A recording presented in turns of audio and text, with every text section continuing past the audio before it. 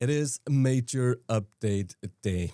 I'm CCP Monty. I'm joined by CCP Kestrel, and we're gonna deep dive this one a little bit more. We gave people a bit of a teaser over the weekend, but now with the full patch notes out, I have questions, and we're just gonna run through them all. Welcome, Kestrel. Hey, good to be here.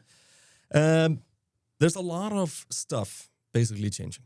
There are big balancing changes, but then some of the things we didn't mention essentially in the preview that shook up the Alliance tournament are changes to specific areas of space, wormholes, trick space, and then there's just quite a lot all over the board. And I kind of want to go through this. Basically, I've got the patch notes here. That was a plan, and we're going to go through most of the kind of relevant features that need to be addressed. I wanted to start off with the wormhole changes. And wormhole people, I don't know if that's almost a slur by now, but they have a few nice things coming. And I think the new wandering wormholes, the full details obviously on the list, are going to mean that quite a lot of players are going to have some of the wormhole gangs a little bit more frequently in their backyards. Yeah. More case-based connections, I think, should be fun. Yeah, definitely. So, C4s to C6s. I mean, there's specific holes, and I'm not going to go and read the long numbered names. This is all in the patch notes, but there's no changes to the static as such. But and for those that don't know, the wandering wormholes are the ones that are spawning randomly and making random connections, but mostly out of C4s to C6s and directly into null. Yeah. There was a few wormhole connection types that didn't exist as well that I believe have been added. Yeah. There's a lot of stuff on there. The other thing that is pretty interesting is the change to the UI of basically show info on a wormhole. Yeah. We're adding something that I have been wanting for such a long time, because I'm not a big wormhole, but I do use it for travel, time to content, basically. The whole, how long does this hole have left to live? So in the final hour is now a new thing. And the UI is basically changing more into just a table of data. Yeah. You won't have to look up Eve University like every other wormhole that you enter. Yeah, and just getting the data, the mass, the time left, and size, just more in a factual data sheet rather than narrative-driven text. Yes. Yeah. I think that's a good one. Trick space as well. So Pochman, I've got the notes here, and one of the things that's being talked about is that smaller scale sites have had mechanical tweaks. And from what I hear, essentially only the highest tier sites have been run to extent, because just the financial kind of the graph is very hockey sticky when it comes to the payouts of trick sites.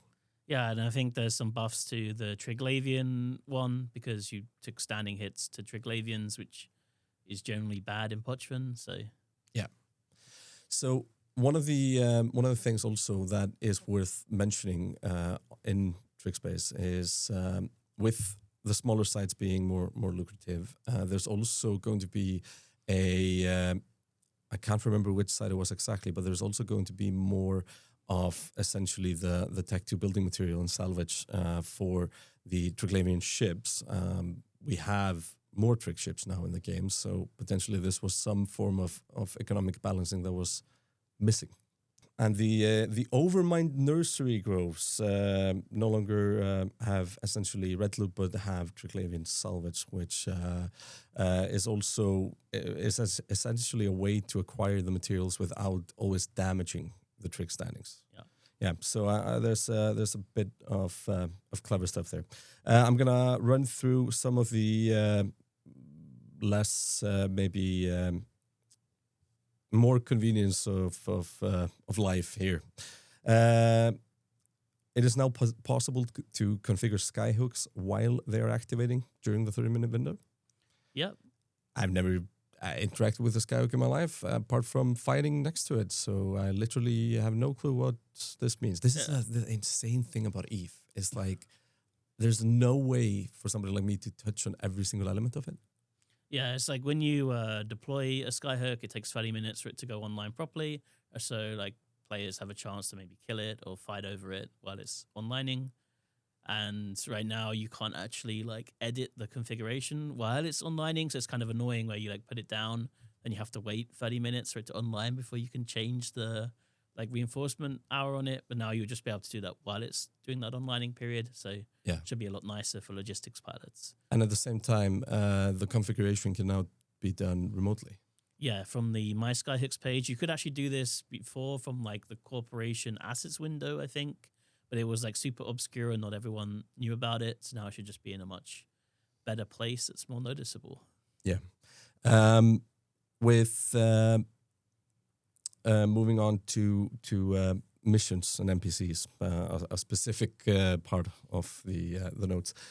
Significantly increased NPC buy order quantities for a few commodities. Rogue drone infestation data, neural network analyzer, sleeper data library, ancient coordinates database, and sleeper drone AI nexus. Yeah, this is mostly just a quality of life change, especially for like market traders or people in like corporations or alliances that were like selling off this loot because the NPCs only had like a certain amount in the buy order. Like I think it was like 8,000 for the Triglavian survey components. Like if you're someone who's like buying them up in Jitter and then you're like moving them somewhere else to sell them to make a little bit of a profit, you'd have to like constantly like keep selling instead of just doing like sell once to the NPCs. So it's just a nice little quality of life thing. Yeah. There's a couple of freelance jobs updates as well. So there's the Logi, basically, jobs are getting added that we've seen in core projects for a while. Remote armor wrap and remote shield boost, another Capsuleer. I was wondering, like, if it would be possible. Hear me out. This is a bit of theory crafting. So you're engaging in a fleet quite regularly, fleet fights somewhere. If you'd set up freelance project for that area, so you with a very low payout. And I know obviously the person needs to accept it for this to work, but let's say you wouldn't need to. So I could kind of have a very strong indicator of how much healing and or such enemy lodges are doing to make better primaries for the next engagement. Yeah, I mean, if the enemy logic accepts your freelance. Yeah, then he deserves to get shot up anyway. Now the interesting addition to the freelance jobs that many people have been asking for is the Destroy Capsuleer.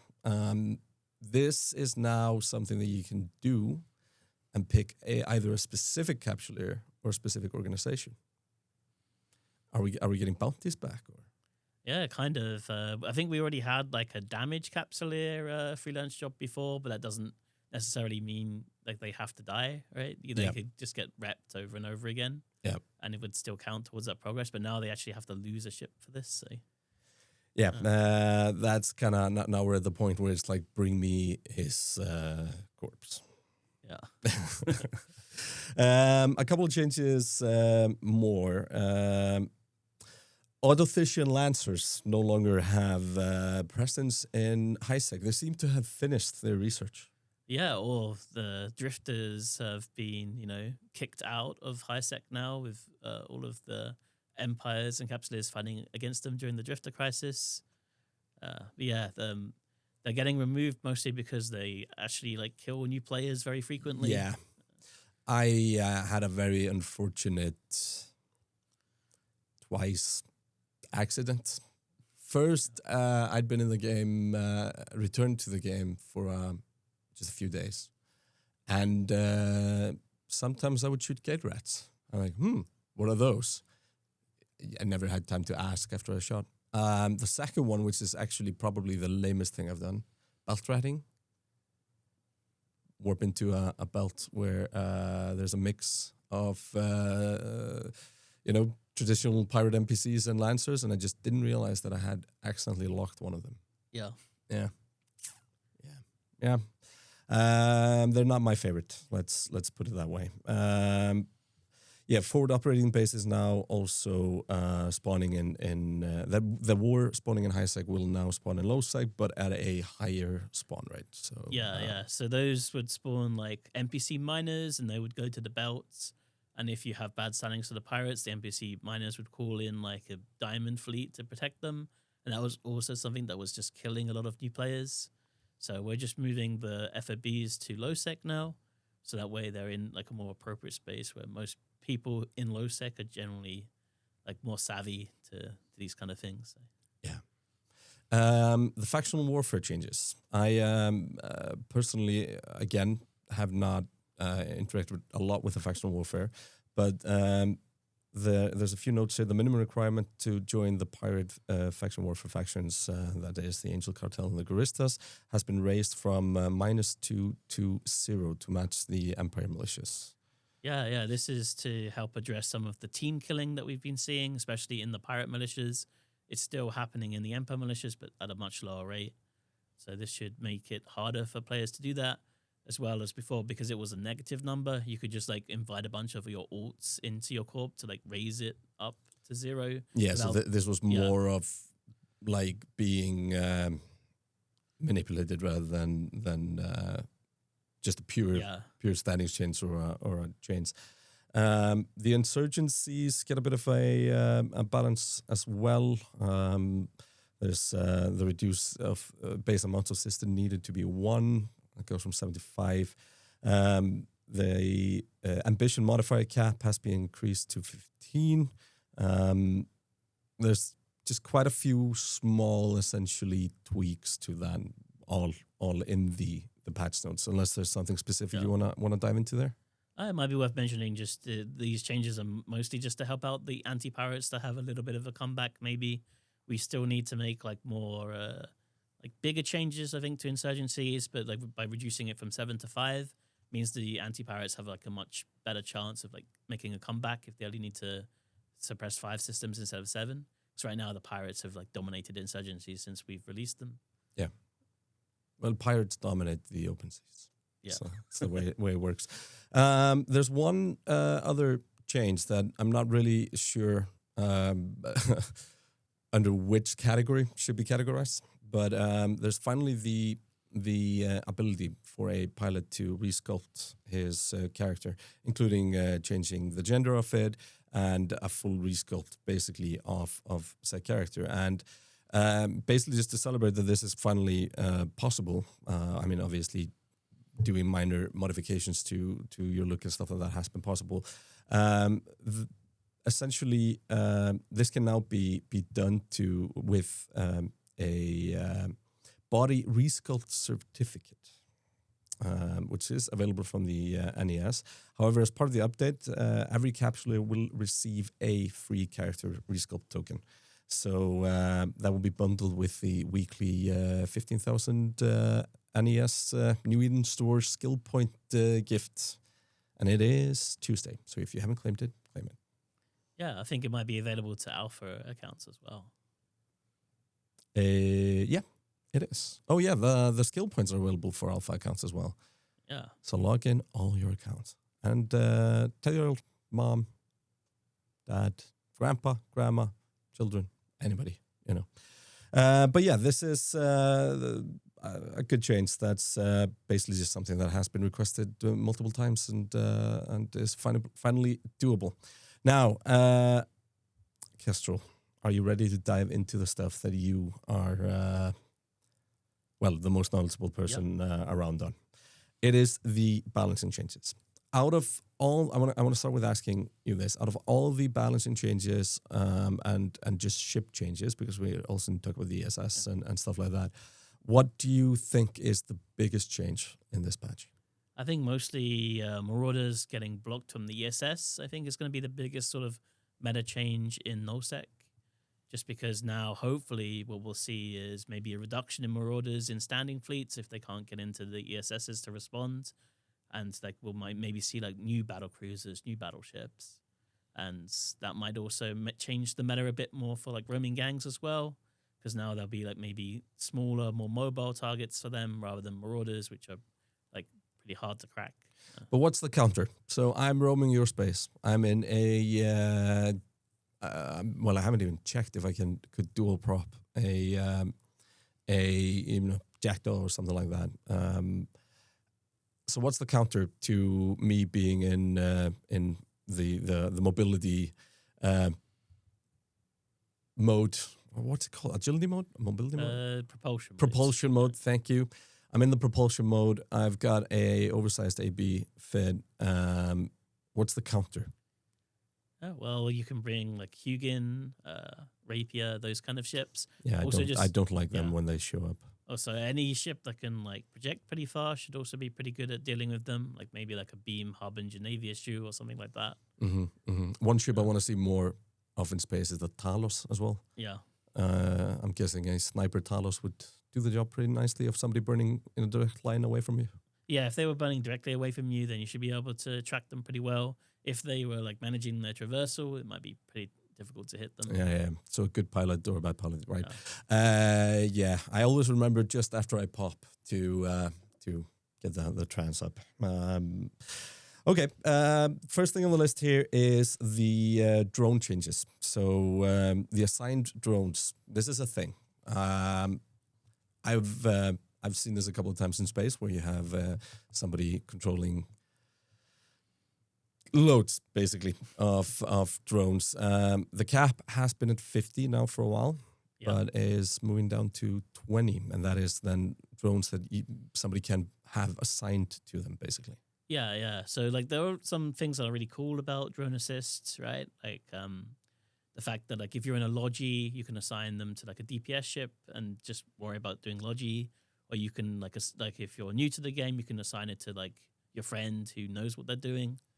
Or if you're in a sniper camp on a gate and you get a decloak someone. You get a decloak or a just, there's an install acceptor on grid there, and he's just got a couple of heavies assisting him. It's usually pretty good. Yeah. You can also use them as well if you're like jammed or you're damped out. Like you can sign up to someone else. Like we might see a lot of that in the Alliance tournament.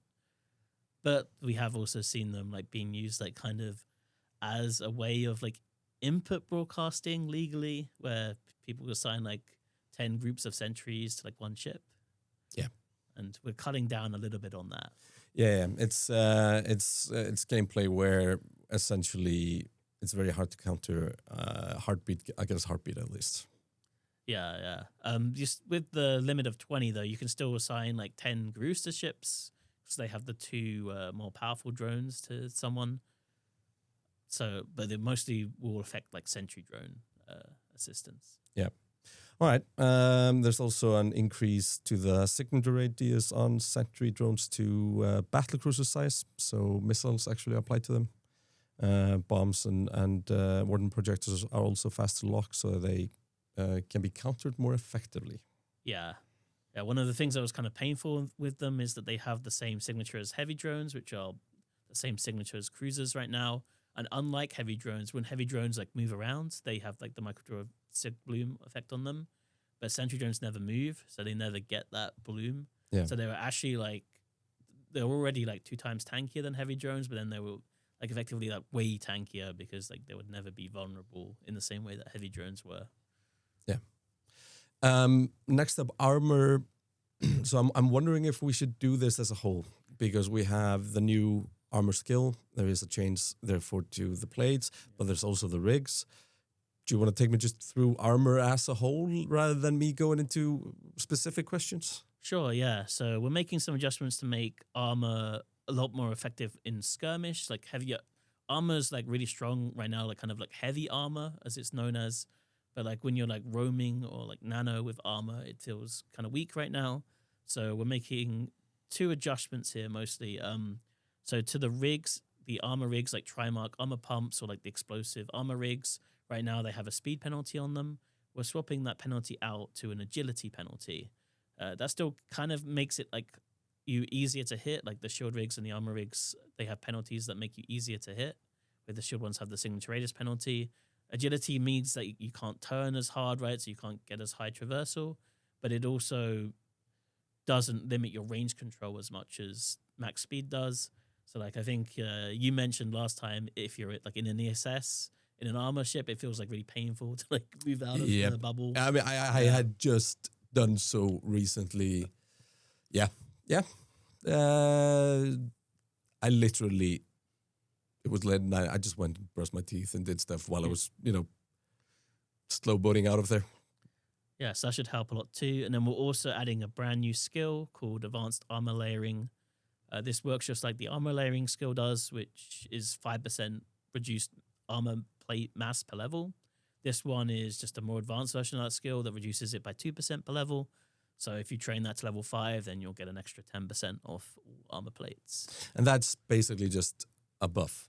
There's nothing essentially coming instead except, the change on the agility.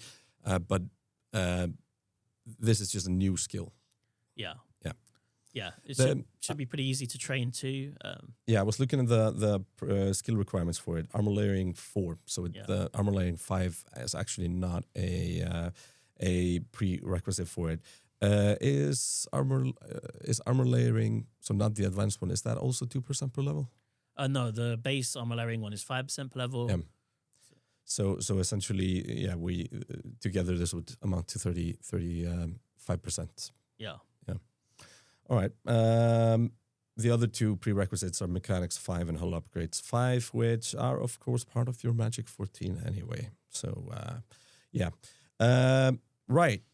Does that mean we move into ships now? Yeah, sounds good. Shall we start with Capitals, Naglfar, and the Naglfar fleet issue? Yeah. Both of those are just trading a low slot from mid slot. So that way they should be able to be a little more flexible when it comes to like being able to fit more shield booster modules or like shield hardeners, those kind of things. So in general, they should just have like higher effective hit points. Yeah, there's been quite a lot of discussion on the Naglfar specifically, just not really fitting in, it was a little bit unsure of its role in life, I guess. Yeah, the Dreadnought meta has been like very heavily focused around like Revelations and like Morris's, sort of like that heavy armor kind of comp, right? Where it's focusing on like EM thermal damage. The Naglfar is kind of interesting because it has like mixed damage potential, right? It can use hail, phase plasma, EMP. And so like if we give it 7th mid slot, that should hopefully mean it can get similar EHP to like the Morris Navy issue and the Revelation Navy issue, and maybe it can maybe counter the current meta, which is like fitting like EM and thermal hardeners and like primering the Morrises to get them off the field. But like you're saying there with the dreads and maybe just to discuss this as a whole, how healthy does the capital meta feel right now? I remember like back at FanFest there was a lot of discussions on carriers and such. Is this a constant thing and not for just the first thing in the line of some updates that's coming, or do we feel it's at a healthy place now? Yeah, I mean, I know we're still looking at carriers, and I know that there are plans to look into them for the expansion, but I can't really say any more than that now. Yeah. So there is still ongoing work on the dreads. This is on the capitals. This is just another step. Yeah. In that direction. All right, and then once we've fixed it all, then our players have anyway found out a way to break that meta, so it needs to be fixed again. This is why we can't have nice things, but an interesting thing, and we'll see hopefully more Naglfars in space, and like you said, especially in the Dread Brawls. They're it feels like you only see Cairns, Morrises, and maybe Revelations or something like that around. Yeah. All right. Let's take a step down, one step down in size. The Marauders. This is the hot potato in the major update. Yeah, we're just trying to, like right now, they have very good mobility, very good firepower, and very good defense. We're trying to move them more over to like good firepower, good defense. Like they're the kind of like stand your ground kind of ships. So we're just removing the micro jump drive bonus from them, which should make them like a little bit less oppressive when you're like trying to fight like around gate grids on them, like against standing fleets and that kind of thing, without like impacting their like DPS or like tank potential. Yeah, yeah, it's an interesting one, this whole MJD discussion, because it's definitely a quality of life, and I mean one of the things that probably that could impact is that MJD is sometimes a get me the hell out of here to safety button.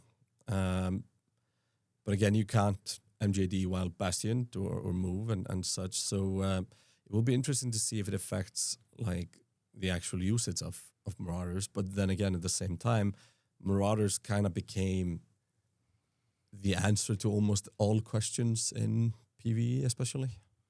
Yeah. I mean, it will definitely make them like maybe a bit slower at running like some specific missions or content like DDs or incursions, but they're like so ahead of everything else right now. Maybe if they get nerfed a little bit there, then that's tank and firepower. I haven't checked it myself, but like I wonder how close I can get my Vindicator to my Kronos. Basically, it's okay. But the Bastion module, before we go into the individuals, Varkur has a bit of its own spotlight here. But the Bastion module, even though it's a module change, it is very obviously a Marauder change.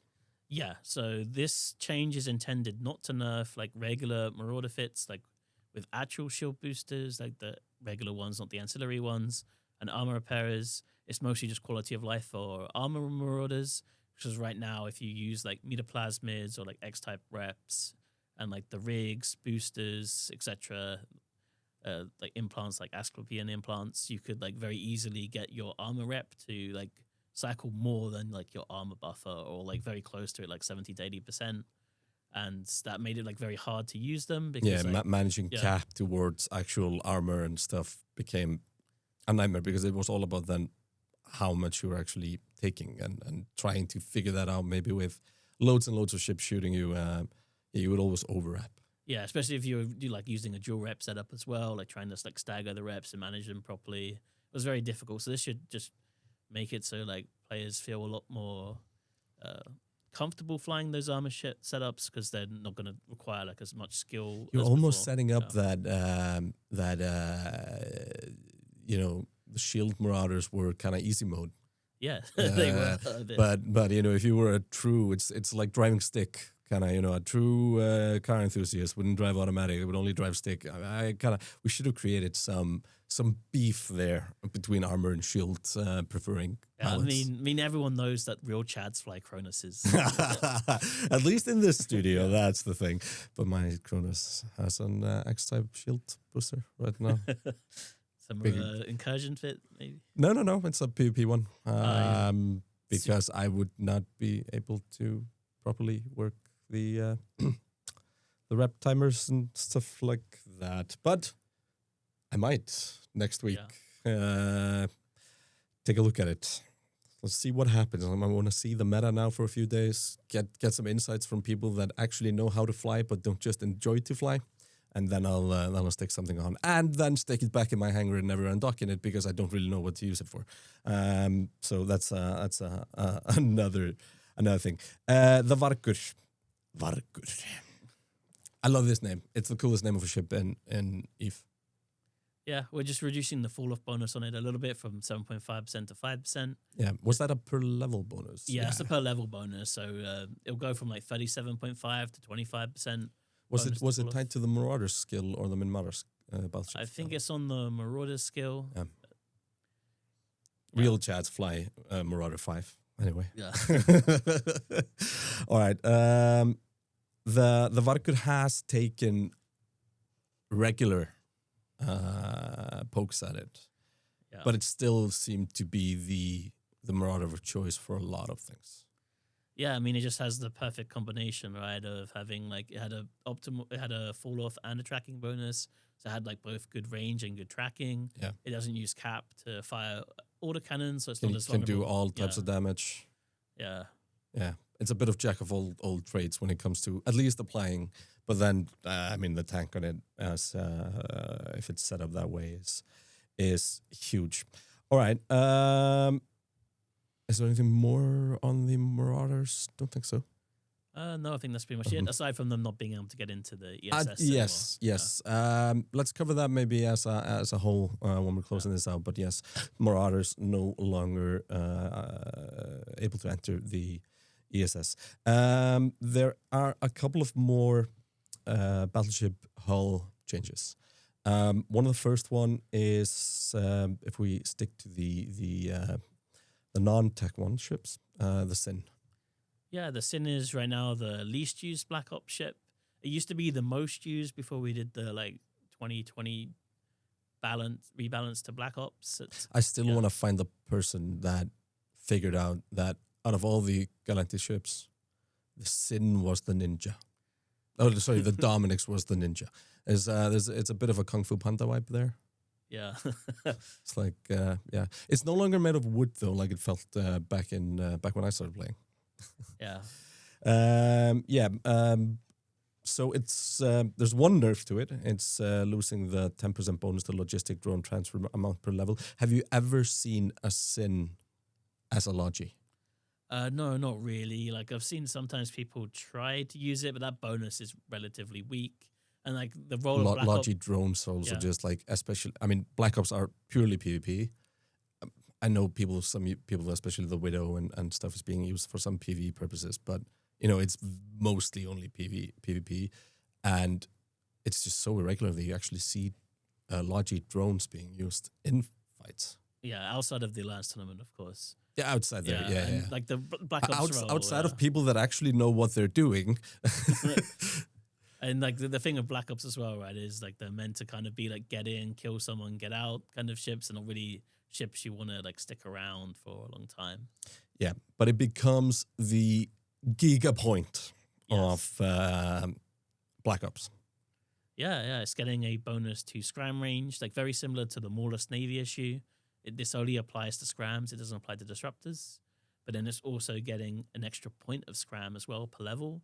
So like if you have a like faction scram fitted on it, it'll have like 8 points of scram, which is pretty interesting. So if you have like, I think if you fit 4 of them on there, or like you have like 3 and like 2 other points from some other ships, you can like tackle a super with one. Right. So an ultra tanky Sin might get used potentially like a hick.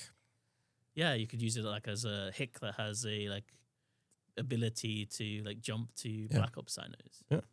All right. That's quite interesting.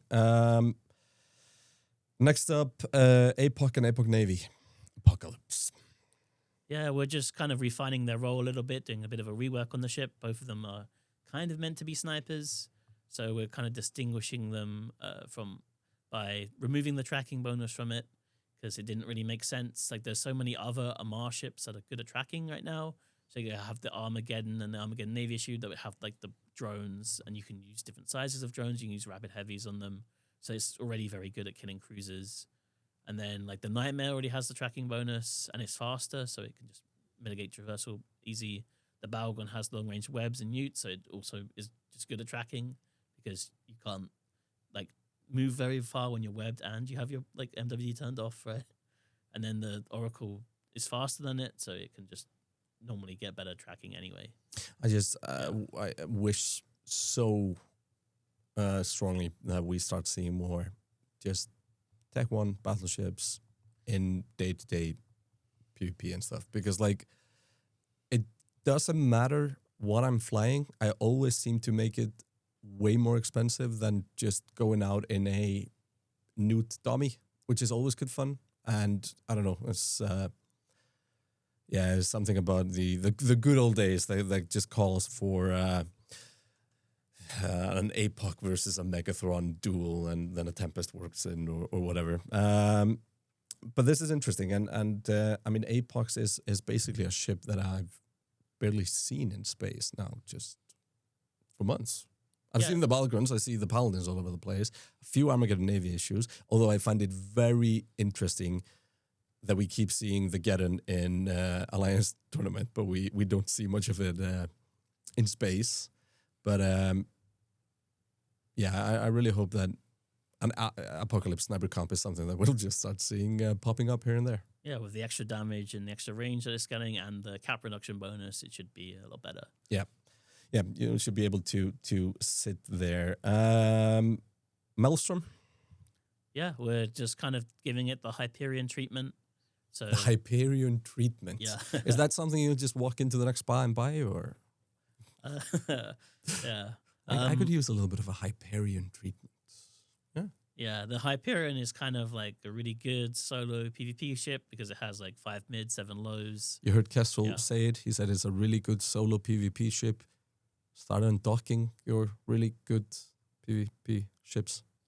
Yeah, well, maybe more people will now that Marauders aren't like the be-all of the ESS. That is, and not only just the ESS, just, the change to them in general is, I mean, it's like 500 mil for a Tech 2 fitted.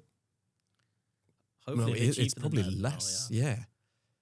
It's, maybe more like 400 mil, hopefully. Yeah. If it's still... If you're going for a Navy battlecruiser, you'll always end up more expensive than a Tech 1 battleship. And I mean, don't get me started on Tech 3 cruisers or the way that we fit our heavy assault cruisers and stuff, Although, after the visual pass earlier this year, I do enjoy flying them even more. All right, so the Maelstrom, it's getting quite a bit of changes. Yeah, so we're taking away 2 of the guns from it and one of the high slots. Then that high slot is getting moved over to a mid slot, and then the damage bonus that it has is getting increased from 5% rate of fire to 10% damage. So it will it'll do a little bit less damage than it did before, but it will still do pretty much the same damage, and it has the same damage as the Hyperion. But now with that 7th mid slot, it's going to be a lot more effective in solo PvP because now you have like an extra slot for a grappler or web, or you can go more tank as well with like an extra, like multi-spectrum, or you can do like XLS speed fit or something. Yeah. The power grid gets dropped alongside this. Is that primarily just because turrets are going to take up most of your power grid? Yeah, so we're dropping the power grid, I think, by 3,000. But if you were fitting like 800 millimeters or especially artillery, like your power grid, like after you fit them, should still be about the same as you had before. Yeah. So that's basically just the change. Continuing, the Megathron Navy. Yeah, we're giving it a tracking bonus increase from 7.5% to 10% per level. That's mostly to for railgun fit mega for navies to compensate it for railgun change that we'll mention a bit later. But it's just a straight up buff for blasters, of course. And then we're also giving it the armor plate mass bonus that the extra navy issue and the Neros have. That bonus has been really well received. It's made those ships flown a lot more. So giving it to the Megathron navy issue should make it more powerful. Yep. I mean, I look at this and see just exactly on the kind of, it's also the natural progression of the smaller ships, essentially, and especially the navy issues. All right, let's take a look over to the Cenotaph. So we're dropping down a class. Ceno, a ship coming in strong in the 18 now. Yeah, it's really strong, especially in wormhole space, but also in other areas of space. So we're making some adjustments to it. What we're doing is we're taking away one of the low slots from it, and it's not getting that back anywhere else, like the other slot changes that we're making. But we are compensating it a little bit by giving it like a small speed increase, a small damage increase. But that's only like about half of what you would get from fitting a module there. So it's like half of a gyro stabilizer or like half of a nanofiber fitted there in terms of like how much you're getting back. Yeah, it's getting like a 10 meter per second max velocity bonus. Although in percentage, going from 160 to 170 is a decent boost, and obviously multiplies if you put on modules, and at the same time the agility has improved from 0.6 to 0.55. Yeah. So again, percentage-wise, it's sizable, and they didn't feel that slow before.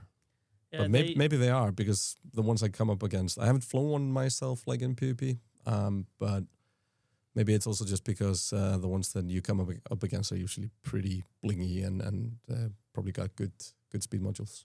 Yeah. I mean, they're a bit slower, I think, than most Mimitar battle cruisers, but they do have that web resistance bonus. So, like, while they're webbed, of course, they move like a lot faster, I think, than even like the Kestrel does.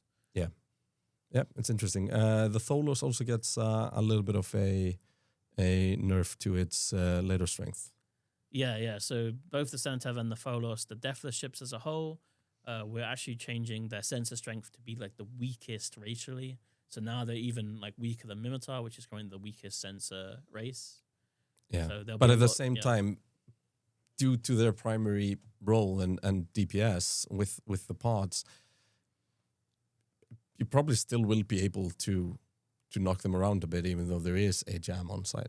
Yeah. So the ECM is like kind of interesting on the Centaur and the Pholos because like it doesn't really impact their like single target DPS that much. Like if you're like putting a pod on someone and then you're warping off, or like you're just like keeping it on like one or two people, like ECM isn't really good at stopping you from doing that, because if you get jammed, you can always just like ping off, come back in if you can, of course. But it is a big nerf to like being able to spread multiple pods across whole fleets, because like if you're if you get jammed, that's 20 seconds. That's like 2 less pods, and like with them being like really low racially, and now us making it so you can't really fit an armor cenotaph very viably anymore. With like you have to choose between like 2 resist modules or like a planar resist module, but either way that gives you like very low armor hit points, so you can get killed pretty quickly. And if you fit a shield tank ship, you don't really have much space for sensor boosters with ECCM scripts. So it's sort of hardening it as just an ultimate damage dealer, basically. Yeah, we're not touching the damage in this case, just because we want to try and keep the fantasy of that ship. Like if you're in a cenotaph and like no one's stopping you, like you still have the same high as before, but now like there should be like a lot more counterplay to it. And we're killing like the heavy armor, like Wormhole fit that's oppressive. Yeah, the Cenotaph has felt, and you kind of feel it in the essentially just when there's just suddenly a Cenotaph on grid, and it kind of completely changes the tone and the dynamic. Like a Cenotaph is a ship that literally strikes fear in other players. Yeah, it's also just really annoying as well, because like even if you kill the guy, right, it's still ticking on someone for a little bit. Yeah. There's always the good reminder: do not stop repairing now. It's worth. But yeah, so all in all, just like an interesting development on the Deathless ships. Yeah, we might need to do like another balance pass on them, because like as everyone's mentioned, the Cenotaph is very, very strong. But like we didn't want to go like too hard this time around, especially because like the Cenotaph is a large part of like the mercenary den economy right now. And if we like turbo stomped it into the ground, then like we could like end up killing mercenary dens. And it's also it's costly. So in many ways it feels like the Marauder of battle cruisers. Yeah, well, at least now like some new player in a Griffin can keep you perma-jammed. Yeah, that was my first roll when I returned. I was stuck in a Griffin, and I died first, which was fun. Okay, let's continue into the other battle cruisers, and starting with the FNI, the Ferox Navy. It's getting a bit of a nerf based on how much it is used. Yes, most used battle cruiser in the game. In nullsec fleets right now, it is basically just FNIs online. Mm-hmm. So we're reducing the damage and the tracking bonus that it has per level. Those per level bonuses are coming down. We're also nerfing the power grid and the CPU on it back down to like the same as the regular Tech 1 Ferox. So you won't get an upgrade in fittings anymore when you go from the Ferox to the Ferox Navy issue. We are buffing the active shield bonus fitting, the active shield booster fitting bonus that it has. but the nullsec fleet meta fit wasn't using active shield boosters anyway, so that should mean that if you're fitting an active shield tank module, your amount of power grid and CPU should be roughly the same after this adjustment, unless you were like fitting like 3 XSBs or something. I was also surprised seeing with the FNI, I've come up against a couple of essentially blaster fit FNIs that were super strong 1v1. Like, I'm not sure because I haven't flown myself whether something like a Brutix Navy would be stronger or weaker, but it kind of surprised me. The factor of, that's a Ferox, it's probably a railgun Ferox, and then no, it's not, which you're gonna figure out, and B, just this pricing wise and such. It kind of surprised me that we didn't see more FNIs being used in essentially solo PvP or small game PvP, some in those kind of shapes. Yeah, like it seems like it's a very strong ship for solo, especially with the fitting bonus to the, like, you can fit like a dual XSB fit and still have like iron blasters, and like I think like maybe one fitting mod to fit that, and that's actually really strong. But yeah, I guess it is kind of slow, so yeah. All right, so the Ferox getting a bit of a whack by the nerf bat. The Cyclone takes a smaller hit. I mean, it was a staple of fleets and such. The numbers have lowered a little bit post, just recently, but they're still outperforming the Harbinger and Brutixes and stuff like that. Yeah, they're still being used. They're still in a place that's like, we should nerf them, but they're not nearly as bad as the Ferox Navy issue is. So we're just giving it like a small, like, kick in the shins. Yeah, a little bit. There's 10 meters per second dropped of the max velocity. Again, like you mentioned, that's with the Cenotaph, the Marauder ships being the fastest. It's going from 190 to 180 base velocity. And then there's a bit of signature radius reduction per level bonus. Yeah, so it'll be a bit easier to hit. So they won't quite be like, one of the things that makes the Cyclone Fleet issue very powerful is it has like that signature radius reduction bonus, and then the Cyclone hull itself has the lowest signature radius of all of the battle cruisers. So it essentially just goes down to being a cruiser when it's maxed out in skills and everything. Yeah, it was pretty close to like like another shield cruiser, I guess. Yeah. But yeah, it should just be easier to hit, so maybe battleships can counter it a bit more effectively. Yeah.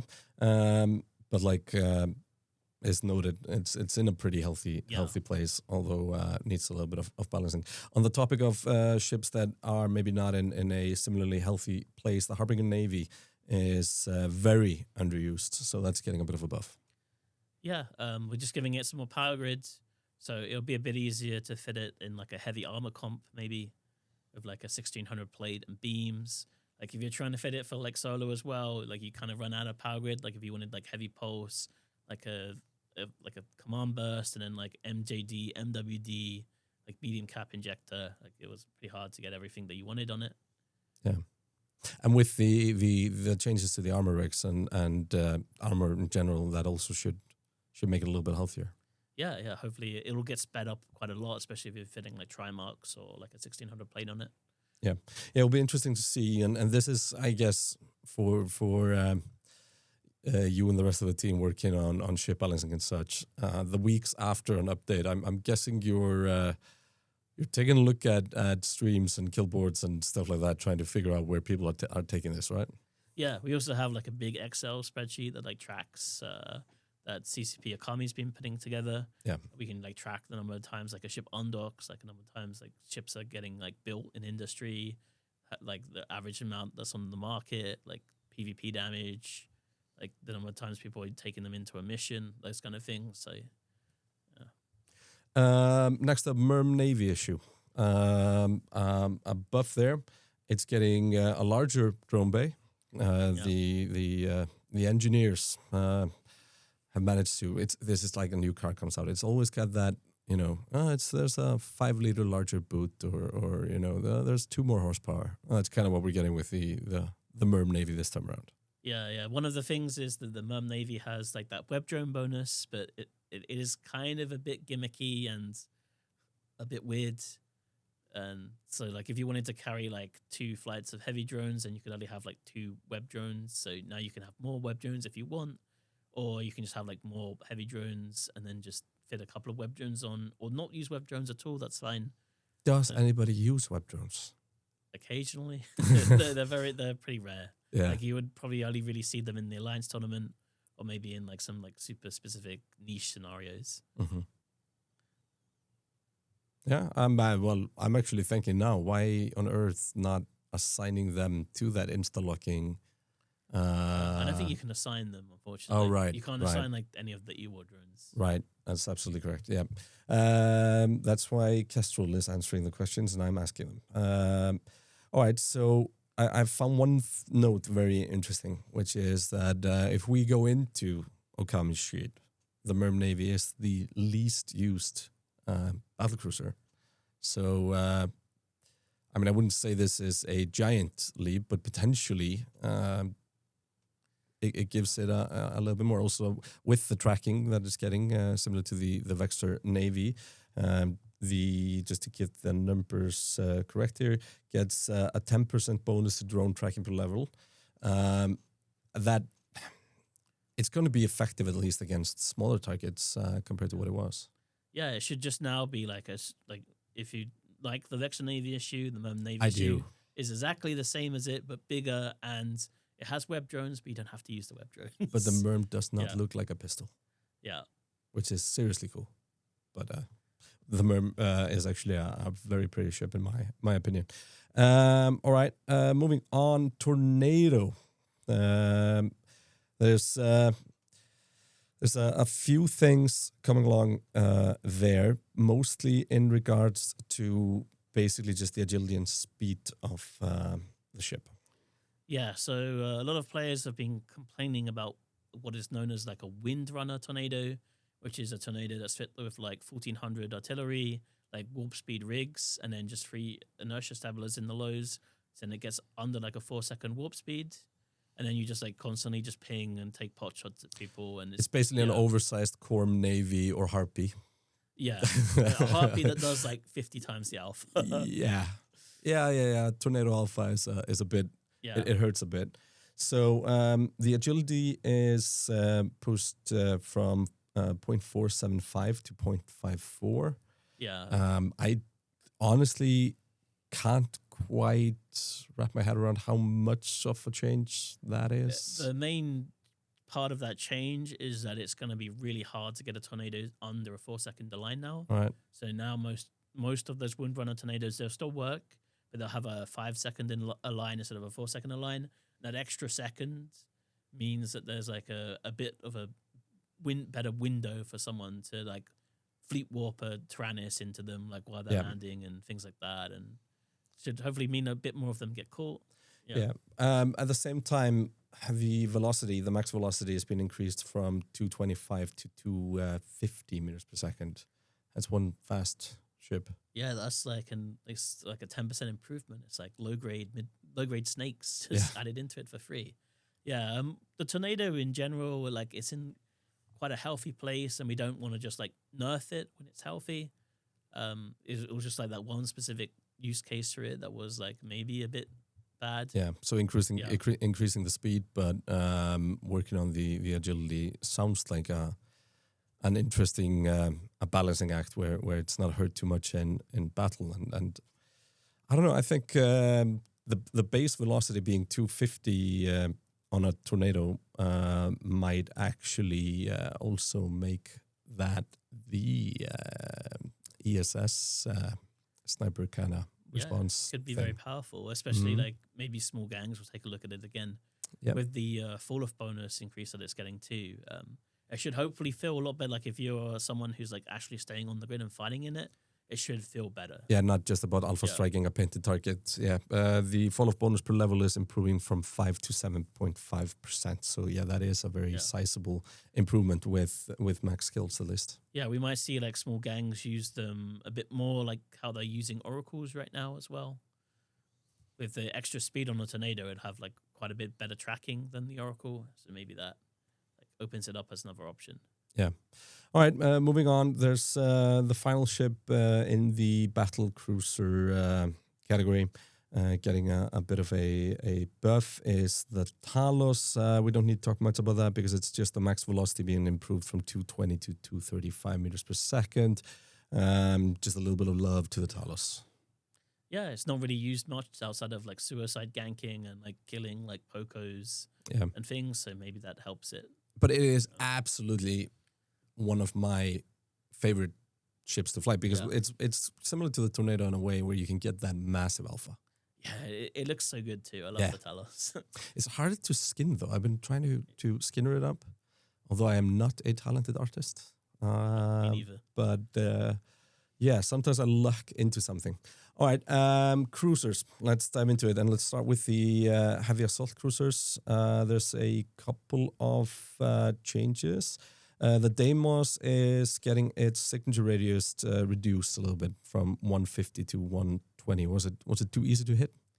Yeah, it was a bit weird too because the Deimos is kind of like a brawling kind of ship, and it had a very high signature radius. Right now, I think the Vagabond has 115 and the Zealot has 125. So it's kind of puts it in between there, which makes sense that Galanti is between Amara and Mimitar. Yeah, 115 and 125. So should be able to mitigate a bit more damage. The Zealot is getting its rate of fire bonus replaced. It had a 5% rate of fire bonus, but it's getting a 7.5% medium energy turret damage instead. Yeah, so I think this works out to only be something like a 4% DPS increase, which isn't huge. Is this just about them running out of cap everywhere? Yeah, it's mostly just utility because like it feels really bad on a Mars ships when you have a rate of fire bonus and the tracking bonus, and the cap reduction bonus, because then it kind of feels like your cap reduction bonus is getting wasted by the rate of fire bonus. So this will mean that, you'll just have a lot more cap now in the Zealot when you're shooting people. And shooting people will be better for the environment because we don't need to mine as many crystals. Yeah, your crystals will last a bit longer. Yeah, Kestrel thinking about space trash. That's what we like. Now, the tactical destroyers, the Tech 3 destroyers, and let's do the ESS thing later on. We've already mentioned Marauders are now not able to enter the ESS while tactical destroyers can. Or actually, let's just tackle it now. Let's just get it over with. It's a very simple change to explain, although it seems a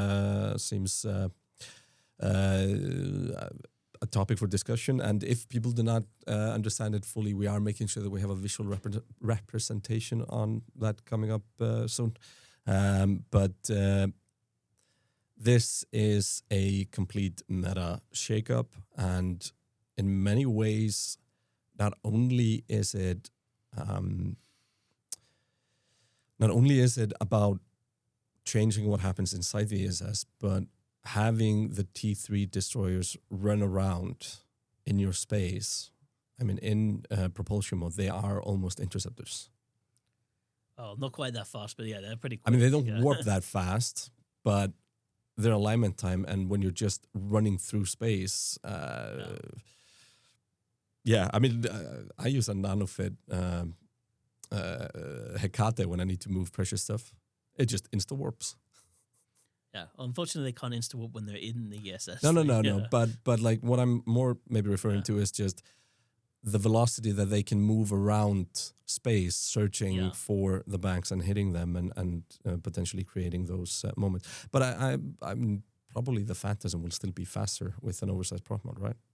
Probably, yeah. It will be interesting to see. How do you foresee this playing out? Is it maybe not going to be that big of a change, except there's no longer a cloaked Marauder off grid? I don't know. So that does change things for like the top heavy stuff. Like instead of like a Varga or Kronos or Golem being like the top ship that you can bring, now it might be like something like a Vindicator or Macarial or Balgon, and those ships are a bit easier to crack than Marauders are. So the Marauder also just. I mean, if you are an ESS king, you're definitely going to need to have something like a curse or something with you if you're going to break the Marauder. Yeah, so now you might not need like to rely as much on like a curse or like a tracking disruptor ship or something to deal with a Marauder, which might also like mean you can bring like more fun fleet comps or different ships. Yeah. Especially like I know if you're like the designated like arbitrator guy, it can kind of suck if that's all you have to bring because you have to just be the answer to the Varga. Yeah, but I mean, we value the designated arbitrator guy. Definitely. Yeah, I don't know. I think this has already obviously been discussed and such, and from a high level, it's very much one ship or one class out, one class in. But I hope we'll see this manifest in just more encounters inside the ESSs. And I guess this is one of the things that you can only kind of theorycraft for. It's not really something that we can fully grasp the scope of until it's there, because it's all about how players are willing to respond and such. So, yeah. All right, but let's then move into the specific changes because, there's two ships that are, what would you say, the face of this update. And, if I just go here, it's literally the face of the update. The Confessor and the Svepul are both getting a buff. Yeah, but we're giving them a bit more base speed, and we're also increasing the damage per level bonuses that they have. And then they're also getting a brand new bonus to remote rep cap use and remote rep amount when they're in defensive mode. So that's 33%. That should maybe make them like a little bit more interesting for PvE and PvP. Because like one thing that's kind of interesting about the Confessor and the Sleeple versus the Jackdaw and the Hecate is they actually have an extra utility high slot. They have 4 guns and 2 utility highs, whereas the Jackdaw and Hecate have 5 guns or 5 launchers for the Jackdaw and 1 utility high. And so you have that spare extra utility high. Maybe you can fit a remote shield booster in there now, or a remote armor repairer if you're flying the Confessor. Yeah.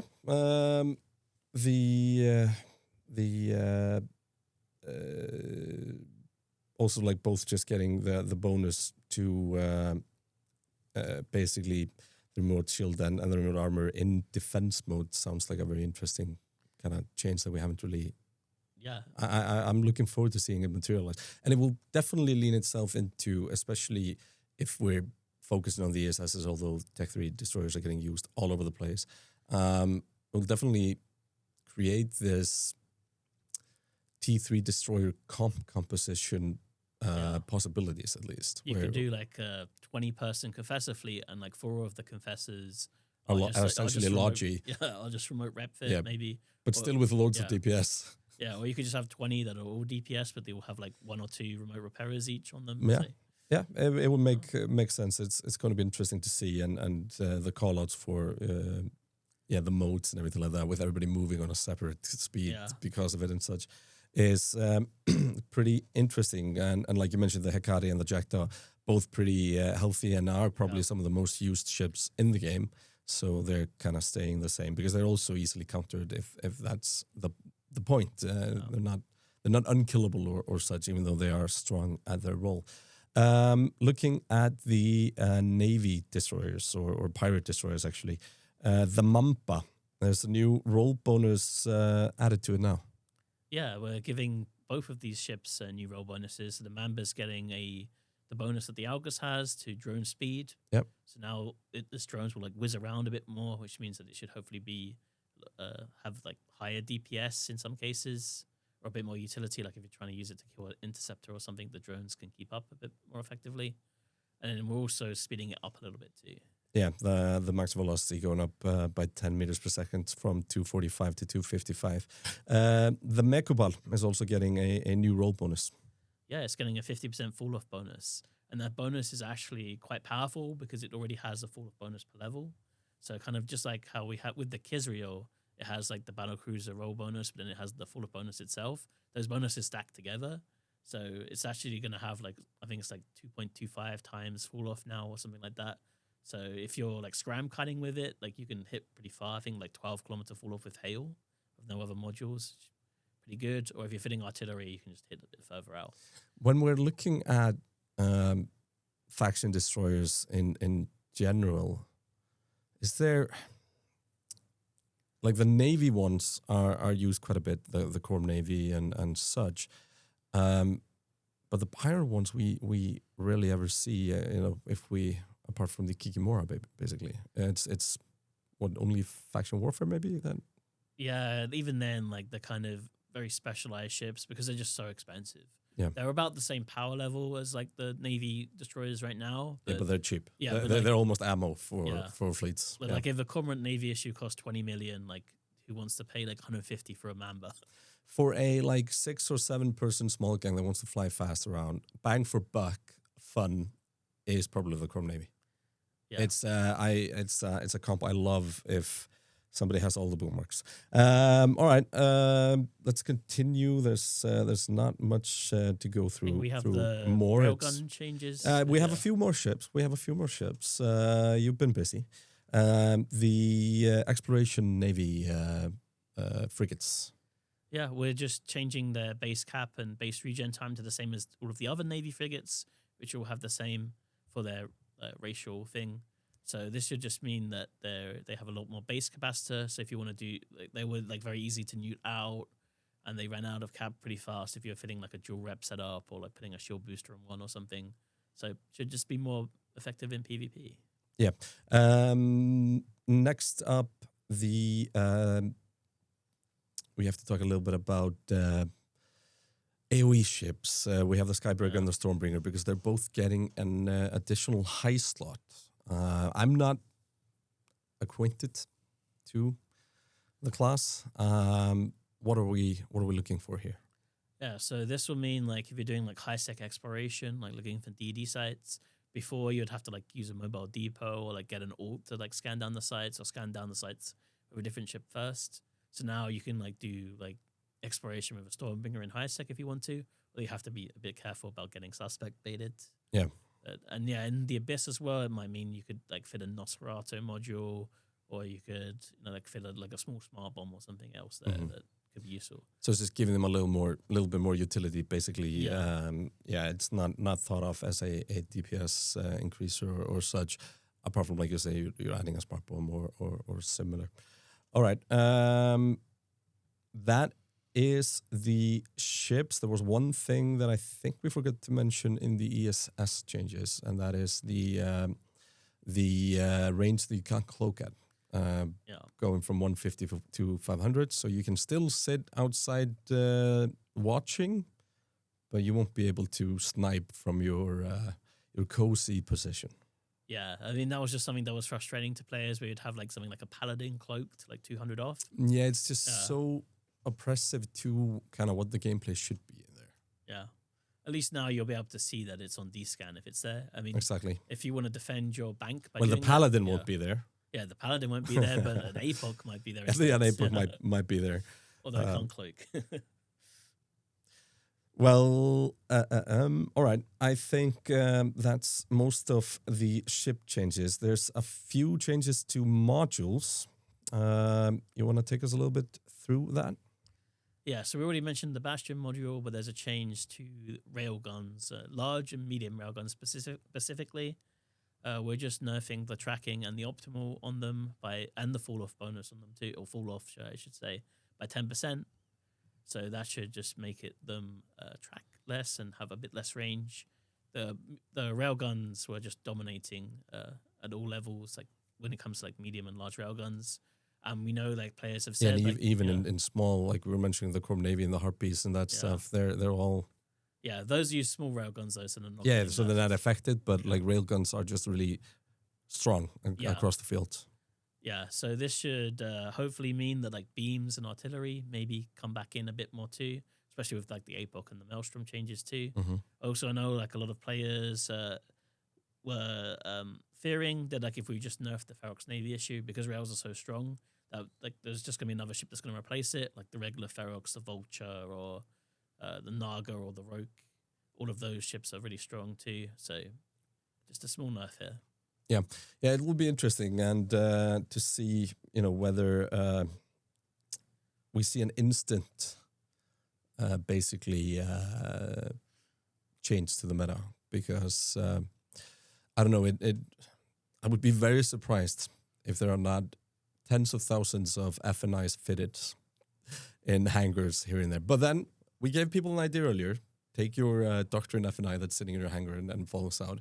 Try out the blaster or something like that and use it for soloing, maybe around the ESSs or whatever, just to, and to celebrate the patch, basically. Or maybe goons could anchor a few more keep stars. And so I heard a theory that some of the stuff that's been going on is literally the use of XX stock, basically, where it's just, we can't be asked to move this once again.